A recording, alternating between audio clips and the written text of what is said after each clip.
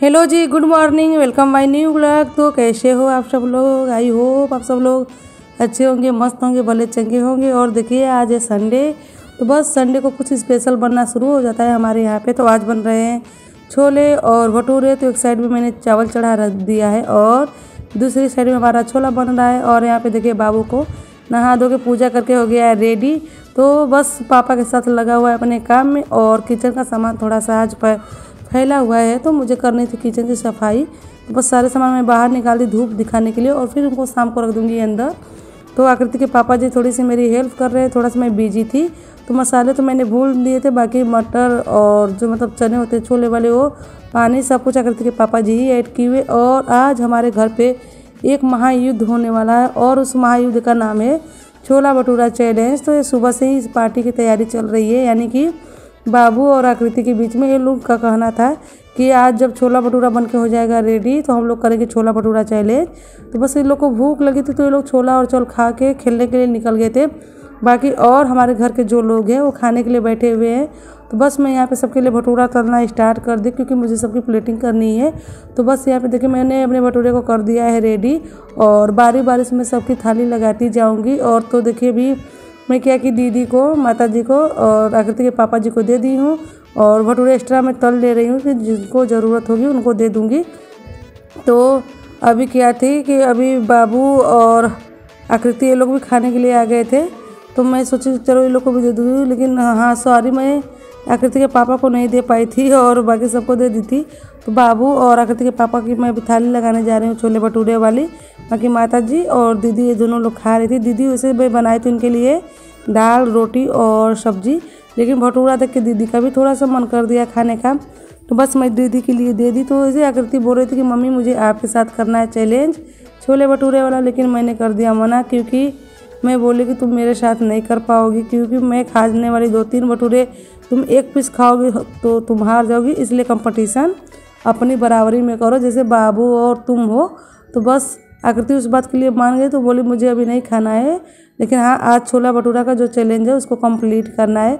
क्योंकि वो बहुत दिनों से इस बात के लिए मुझे बोल रही थी कि मम्मी किसी चीज़ का चैलेंज कराओ, किसी चीज़ का चैलेंज कराओ। तो फाइनली वो दिन आज आ गया कि आज छोले भटूरा का चैलेंज करना है। तो अभी हमारी जो छोला भटूरा की थाली हो गई है रेडी, जिसमें कि बूंदी रायता, अचार, प्याज, हरी चटनी और छोला, साथ में उसके भटूरा। तो अभी ये वाली प्लेट में लेके चलती हूँ आकृति के पापा जी के पास में। और आज संडे है, तो घर की सफाई भी आज बहुत ज़्यादा करनी थी। यानी कि हर संडे को ये चीज़ हमारे यहाँ पे रूल बना हुआ है कि पहले घर की सफाई करनी है, उसके बाद लंच बनता है। इसीलिए ब्रेकफास्ट जो होता है वो संडे को छूट जाता है। और ये जो बोरी हुई है आज भी नहीं हटी, देखिए कब तक हट जाती है। तो बस देखिए लोग लंच करके अपने रूम में बैठे हुए हैं, आराम कर रहे हैं, और मुझे अभी करना है लंच। तो बाबू को आकृति को मैं आवाज़ दी थी, वो बाहर खेल रहे थे। तो लोग बोले कि अभी थोड़ी देर बाद आते हैं वो लोग, क्योंकि अभी नहीं खाना था उन लोगों को। और दोनों के दोनों बोल रहे थे कि अभी हम लोग के पास भूख नहीं है, जब हम लोग को भूख आएगी तो उस टाइम पे हम लोग छोला भटूरा चैलेंज करने वाले हैं। तभी यहाँ मैं दीदी के साथ थोड़ी देर की हूँ मजाक, और अभी चलती हूँ रूम में। फुल कर दे रहे हैं। तो फ्रेंड फाइनली अभी किचन के काम से मैं हो गई फ्री। और जब मैं किचन के काम से फ्री होती हूँ तो मुझे बहुत अच्छा लगता है, जब शांति सुकून मिलती है। और उस टाइम पे खाने का तो बिल्कुल मन नहीं करता है, होता है कि थोड़ी देर सो जाऊँ उसके बाद खाऊँ, लेकिन जैसे 10-15 मिनट आराम करते हुए मुझे होता है तो फिर मुझे तुरंत भूख लग जाती, खाने का मन करता है।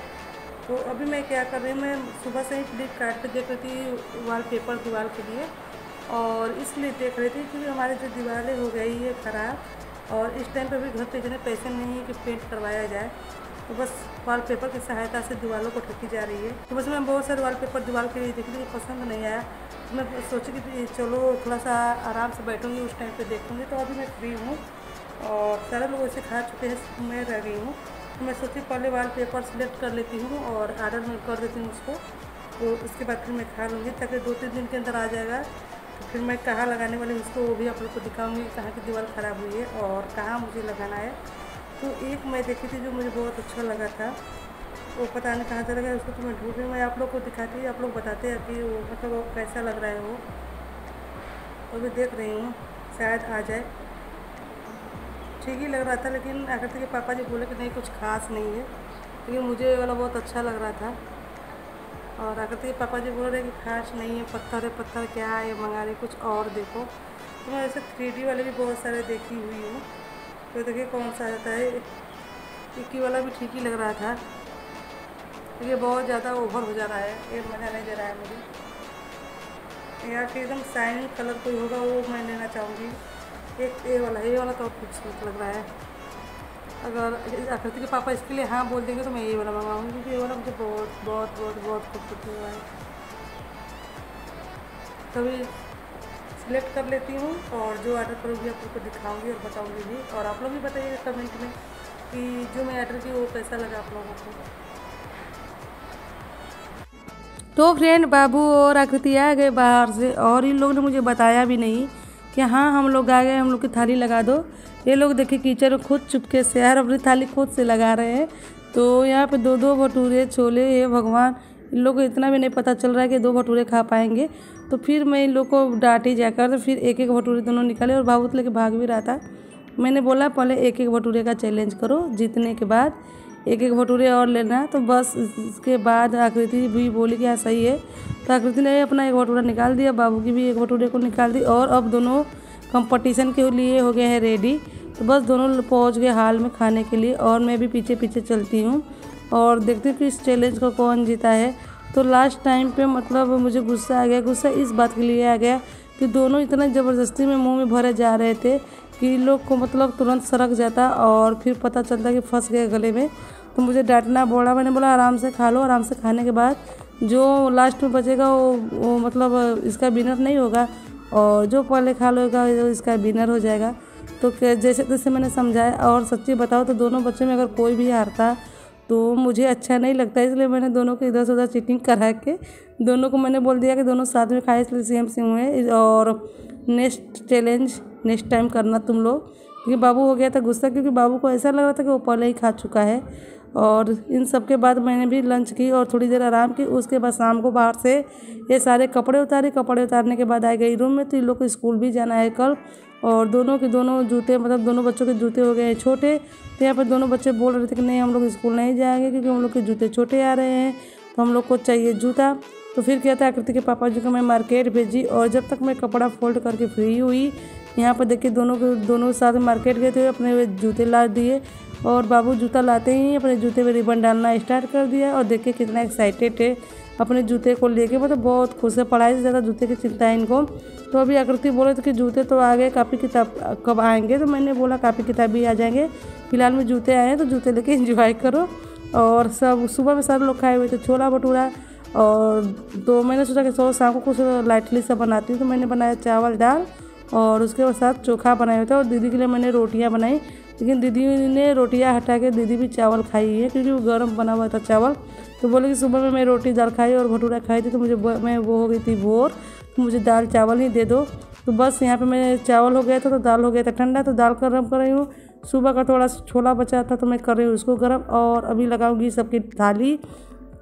तो सुबह और शाम दोनों टाइम की मेरी जो सबसे बड़ी जिम्मेदारी जो ड्यूटी होती है वो होती है किचन में थाली लगाने वाली। मतलब पहले 3-4 थालियाँ लगाओ, फिर 3-4 थालियों में खाना लगाओ। ये सबसे अच्छी बात जो है वो है आकृति की, कि आकृति मेरा पूरा हेल्प करती है अगर घर पे होती है सुबह में तब भी। और शाम को तो वैसे भी मैं रोटी बनाती हूँ तो आकृति सबको थाली देती चली जाती है। कभी कभी दया भी आता है कि बेचारी को भूख लगा रहता है और मेरे साथ पूरा काम करती है। बहुत सारे लोग बोलते हैं कि काम सिखाओ, घर का काम सिखाओ, तो मैं उनसे पूछना चाहती हूँ कि अभी उसकी एज क्या है कि मैं उसको घर का काम सिखाऊँ। लेकिन हाँ, मुझे जितना ज़रूरी लगता है मैं उतना काम आकृति से करवा लेती हूँ, क्योंकि इस टाइम पे आकृति अभी जितना खाना खिला देती है, पानी दे देती है, सलाद मतलब कट कर देती है। और जिस टाइम पर कभी मैं बीमार होती हूँ तो अपने मम्मी मतलब अम्मा के साथ में आटा भी गूँथ देती है। तो ये सारे काम आकृति बहुत आराम से कर लेती है। तो अभी आकृति अपनी एज के हिसाब से जितने भी घर का काम करती है बहुत करती है। हाँ, मतलब लोग समझते हैं कि अभी से जिम्मेदार बहुत समझदार हो जाए, जिम्मेदार हो जाए और गुस्सा ना करे, कुछ व्यंग ना बोले, कुछ टेढ़ी बातें ना करे। तो अभी वो भी बच्ची है, उसके अंदर भी बचपना है। वो अगर कभी गलती से कुछ बोल भी देती है तो मैं यही चाहूँगी कि मतलब जितने भी लोग उसको सुनने वाले हैं उसकी बातों को थोड़ा सा अवॉइड कर दिया करें, क्योंकि उसके अंदर भी बचपना, उसको नहीं पता कि वो क्या बोलती रहती है। और मैं तो अक्सर ख्याल रखती हूँ मतलब इस बात का कि आकृति कभी गलत चीज़ें ना बोले। और फिर भी वह बच्ची है, थोड़ा इधर उधर बोल देती है या फिर कोई बचपना कर देती है, तो आप लोग उसके लिए थोड़ा सा उसको माफ़ कर दिया करें, ना कि उसकी बातों को बढ़ावा दिया करिए। वैसे आकृति हमारी बहुत समझदार है, उसको बताने की ज़रूरत नहीं है। अगर कभी भी मैं मतलब काम करती रहती तो उस टाइम पे तो नहीं, लेकिन अगर मैं बीमार हो जाऊँ या सो जाऊँ तो मैं कभी भी भूखी नहीं सो पाती, क्योंकि आकृति मुझे हर टाइम पे दवा देना, बिस्किट देना, फल काट के लाना और खाना खिलाना, ये सब कुछ मेरी आकृति मेरे लिए कर देती। तो मेरी बच्ची इस हिसाब से मतलब अपनी उम्र के हिसाब से बहुत समझदार है मेरे हिसाब से। बाकी लोगों के लिए जो समझ में आए समझे, मैं उसको क्या बोलूँ, क्योंकि मेरी बच्ची मेरे लिए बहुत समझदार है। मैं सोचती हूँ कि जो फालतू इधर उधर घूमेगी किसी के यहाँ पे, चार लोग चार तरह के उसके बारे में बातें करें, तो उससे अच्छा यही है कि मेरी बेटी मेरे साथ रहे, मेरे घर पे रहे और मेरे काम को सीखे, मुझे भी सपोर्ट करे और अपनी भी जानकारी ले। और वैसे भी आकृति पहले से बहुत कम कर दी घूमना फिरना, जबकि पहले बहुत घूमती थी। तो उस टाइम पे उसका बचपना था, लेकिन जैसे जैसे बड़ी होती जा रही है वैसे वैसे मैच्योर भी होती जा रही है। तो एक चीज़ मैं आकृति के अंदर देखती हूँ कि बहुत कम बाहर जाती है घूमने के लिए, और मोबाइल के लिए भी मैं बोलती हूँ आकृति मोबाइल भी बहुत कम चलाती है, जो कि पहले बहुत चलाती थी। तो धीरे धीरे उसके अंदर जो है समझदारियाँ आती जा रही है और एक टाइम पे आ भी जाएगी। तो बस इसलिए मैं आकृति को हमेशा कोशिश करती हूँ कि बाहर कम निकले। तो चलिए इस ब्लॉग को पे एंड करती हूँ और नए ब्लॉग में कल आप लोगों से फिर मिलूँगी। तो आई होप हमारा आज का ये ब्लॉग आप लोगों को पसंद आएगा तो हमारे चैनल को लाइक शेयर सब्सक्राइब करना ना भूलिएगा। साथ में ही अपने परिवार रिश्तेदार को भी शेयर करिएगा और मुझे सपोर्ट करिएगा। और उस दिन का मुझे इंतज़ार है कि मैं देखती हूँ कितने लोग मुझे सपोर्ट करते हैं और हमारे चैनल को सब्सक्राइब करके मुझे आगे बढ़ाते हैं। तो बस जैसे मैं अपने ब्लॉग को बनाती हूँ, टाइम देती हूँ और मतलब बहुत ज़्यादा मेहनत करती हूँ इसके लिए दिन रात, वैसे ही इस मेहनत को आप लोग अगर सफल बना देंगे तो मुझे अच्छा लगेगा। तो चलिए इस ब्लॉग को एंड करती हूँ और कल मैं फिर से मिलूँगी, तब तक के लिए bye bye, good night friend.